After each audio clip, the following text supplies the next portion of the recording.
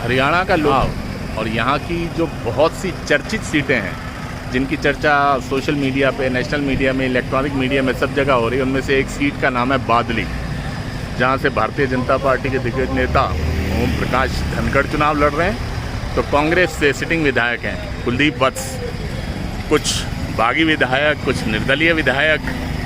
और बादली की जनता क्या कहती है, पिछले कई दिनों से दृष्टिकोण मीडिया की घुमक्कड़ टीम ने इनसे बातचीत करी, कुछ चीज़ें निकल कर आई जो भी हम आपसे शेयर करते हैं। अभी हमने रिक्वेस्ट की है, बाहर शोर बहुत था, तो सतबीर फर्नीचर हाउस कि भाई थोड़ा हमें बैठ जाने दीजिए, आराम से बैठकर बात कर लेंगे। तो उन्होंने कहा आइए आइए, स्वागत है। तो बात करते हैं बादली विधानसभा चुनाव की।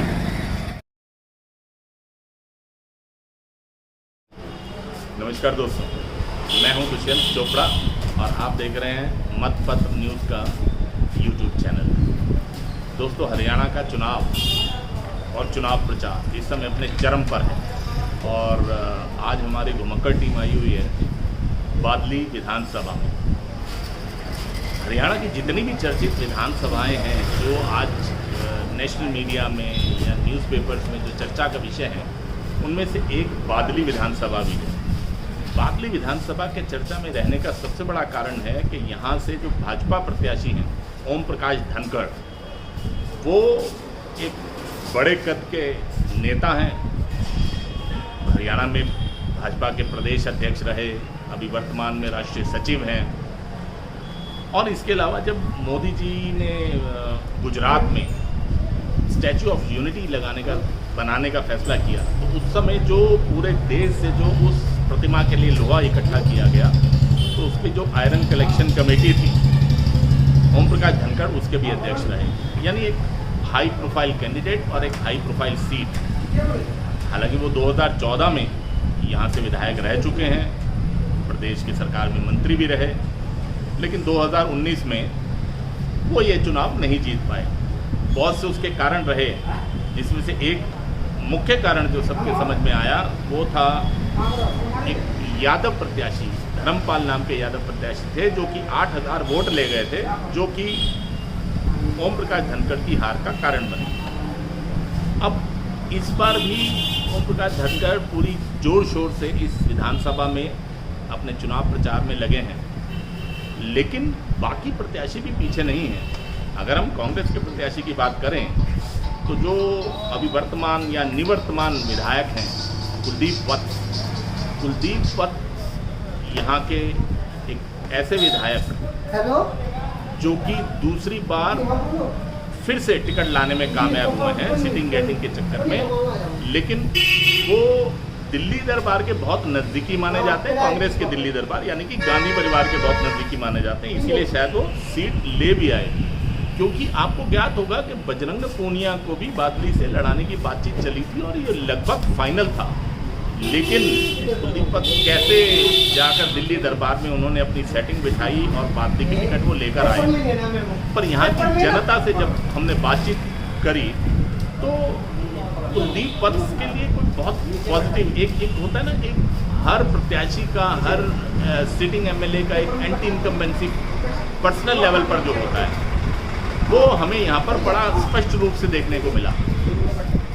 लोगों की शिकायत है कि वो 5 साल तक नज़र नहीं आए, कहीं कोई शादी ब्याह होता है, कुछ मरना जीना होता है तो अपने भाई को भेज देते हैं, और काम के नाम पर अगर उनके नाम गिनाए जाएँ तो एक सिर्फ एक जिक्र आता है कि कहीं पर कोई ब्राह्मण समाज की एक धर्मशाला थी जो कि उन्होंने बनवाई। इसके अलावा यहाँ के लोग एक नहीं अनेकों ऐसे लोग मिले गांव-गांव में। जब हमने लोगों से बात की, कुलाणा में, कोका में, छपार में, न्योला, बहुत सारे गांवों में हम लोगों ने पब्लिक से बात करने की, वोटर से बात करने की कोशिश की, उनका मूड भांपने का प्रयास किया। लेकिन जो उनका वत्स साहब का विरोध नज़र आया, वो विरोध कमाल का विरोध था साहब। वो कांग्रेस से ऊपर उठकर एक व्यक्ति विशेष के लिए, एक जो कैंडिडेट के लिए या सिटिंग एमएलए के लिए जो एक विरोध होता है, वो विरोध हम लोगों को यहाँ की जनता में नज़र आया। अगर हम बात करें आज़ाद उम्मीदवारों की, इंडिपेंडेंट्स की, जो छोटी छोटी पार्टियाँ लड़ रही हैं, उसमें जैसे अजीत जो यहाँ से चुनाव लड़ रहे हैं, वो भी जाट कम्युनिटी से आते हैं और धनखड़ साहब भी जाट कम्युनिटी से आते हैं। और यहाँ पर जो 2 बड़ी खाप है, उनमें से एक जो गुलिया खाप है, तो उनके बहुत से गांव हैं, उनका अपना प्रभाव है। और अजीत सिंह, जिनको कि जीते के नाम से यहाँ पर जाना जाता है कि जीते, तो गुलिया वाले जो हैं, गुलिया खाप के लोग स्वाभाविक रूप से जीते को बैक कर रहे हैं। लेकिन पिछले दिनों में जिस तरह से ओम प्रकाश धनखड़ ने गुलिया खाप में भी अपना स्थान बनाने का प्रयास किया, वो वहाँ पर गए, लोगों से मिले और उन्होंने अपने लिए जो जगह बनाई, उसका भी कहीं ना कहीं असर देखने को मिलता है। और इसके अलावा जब हम मेन बादली में जब लोगों से हमने बातचीत करने की कोशिश की, हम बादली के पूरे बाज़ार में आज घूमे, इंट्रो में भी आपने देखा।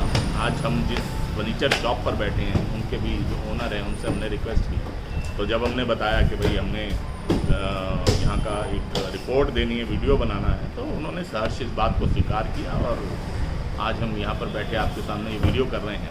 तो खैर वापस आते हैं यहाँ की ओवरऑल जो स्थिति है, उस स्थिति को देखें तो जिस तरह से समीकरण सामने निकल कर आ रहे हैं, उन समीकरणों में जो जाट फैक्टर है, जो हरियाणा में एक लग रहा है कि भाई बीजेपी जो है वो नॉन जाट वोटों के ऊपर डिपेंड कर रही है जीत के लिए, यहाँ इस सीट पर जाटों के अंदर, जाट कम्युनिटी के अंदर एक बड़ी ज़बरदस्त गोलबंदी हमको देखने को मिली ओम प्रकाश धनखड़ जी के फेवर में। कि जैसा मैंने कहा, जीते फैक्टर कितना काम करेगा कितना नहीं करेगा ये आने वाली बात है, लेकिन उसके साथ साथ जितने भी ओबीसी फैक्टर के ओबीसी वोटरों से हमारी बातचीत हुई या दूसरे जो समाज के लोग यहाँ पर रहते हैं बादली में, तो उन सब से बातचीत करने के बाद जैसा कि हमारा थंबनेल भी बताता है कि ओम प्रकाश धनखड़ का जोर है और उन्हीं का शोर है। तो हमारा आकलन ये कहता है कि कम से कम बादली सीट का रुझान अगर हम नापने की कोशिश करें तो वो स्पष्ट रूप से हमें ओम प्रकाश धनखड़ के फेवर में जाता हुआ नज़र आ रहा है। अब असली नतीजे तो 8 तारीख को पता लगेंगे और 5 तारीख को यहाँ की जनता, यहाँ के वोटर्स ईवीएम में किसका भविष्य तय करते हैं, किसको चंडीगढ़ भेजते हैं, ये बात तो 5 तारीख को तय होगी और 8 तारीख को हमारे सामने आएगी। लेकिन अभी हाल फिलहाल, अब जबकि चुनाव में सिर्फ 3 दिन बाकी रह गए हैं, तो यहाँ के हालात ये बता रहे हैं कि अगर हम ये देखें कि कौन आगे चल रहा है, कौन थोड़ा सा पीछे चल रहा है, तो ओम प्रकाश धनखड़ स्पष्ट रूप से इस सीट पर हमें आगे जाते हुए नजर आए। उनकी जीत की संभावना बाकी प्रत्याशियों की अपेक्षा सबसे ज़्यादा नजर आई। आपको हमारा ये विश्लेषण अगर अच्छा लगा हो तो कृपया वीडियो को लाइक कीजिएगा और अगर आपने हमारे चैनल को सब्सक्राइब नहीं किया है तो कृपया चैनल को भी सब्सक्राइब कीजिए और साथ साथ आप इस वीडियो पर जो भी कमेंट देंगे वो हमारे लिए बहुत ही सहायक सिद्ध होंगे हमारे आने वाले वीडियोज़ के लिए। कृपया लाइक कीजिए और कमेंट ज़रूर कीजिए। बहुत बहुत धन्यवाद।